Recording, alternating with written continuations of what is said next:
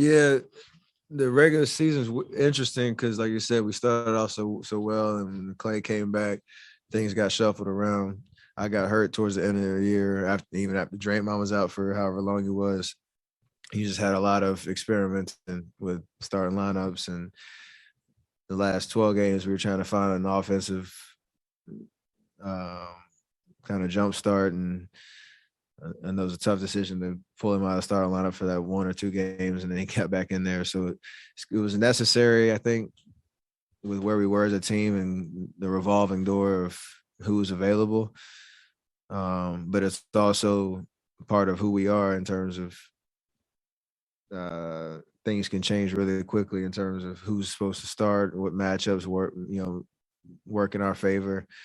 The ability to adapt from game to game, like we did in Game 6 in the last series, and it all falls back to the chemistry of, even you talk about spacing issues with Loon and Draymond and all that, we still find a way to kind of overcome that. So there's a lot of confidence in what Loon brings, and he's been playing. You got to give him credit. Obviously, he's been playing amazing and making his opportunity worth it.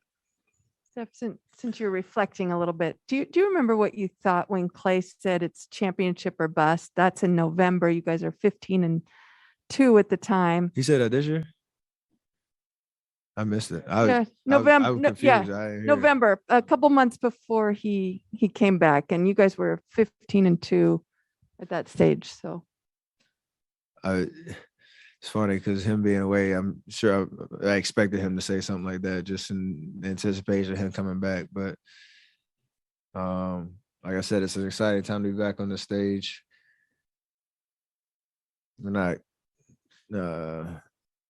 skipping ahead any part of this journey. We understand that we just won one game in the Western Conference Finals, and we got a lot of work left ahead of us to get back to the final. So we'd love to make him a profit this year.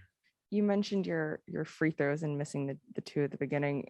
When you miss 2 shots in a set like that, how does that change your mental or mindset? Not in a discouraging way, but do you ever kind of say, I want to avenge those missed free throws? Always. It's funny. And I got the tip back and I hit a mid-range. It was nice. Got the 2 points back, but I shook this one off. You always just talk to yourself, no matter if you're missing shots or free throws or whatever it is. You just talk positive to yourself about what's coming next. I think I blamed it on the 4-day break tonight in my head, and then try to just shake it off. Whatever you can to motivate yourself. I don't ever lose confidence. It's just that self-talk that helps.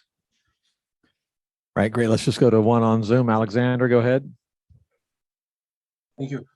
Steph, congratulations on the great victory. I can ask you for the next game, how to avoid getting surprised by Dallas. Same 2 teams, but what do you expect to happen the next game? And another question on Pour for TV, Radio TV of Serbia, about Dejan Milojevic, a new assistant coach this season. Have had a chance to work with him, and what are your thoughts about him joining the team? He's been a huge help to us.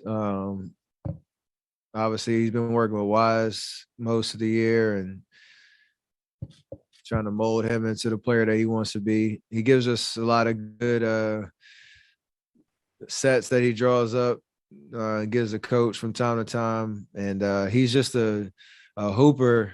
I saw some clips of him playing overseas. He knows how to play.